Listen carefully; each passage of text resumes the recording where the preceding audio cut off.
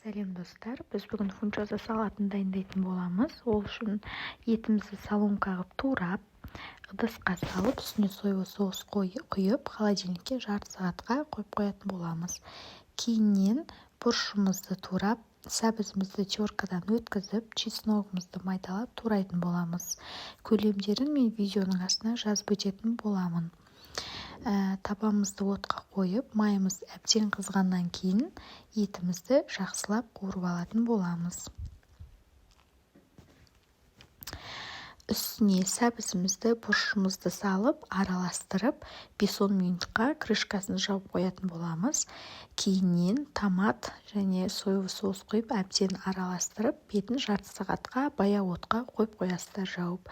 Кейіннен фунчозамызды суға қайнатып алып, дайын болған подлевтің бетіне салатын боламыз. Солай біздің салатымыз дайын болады.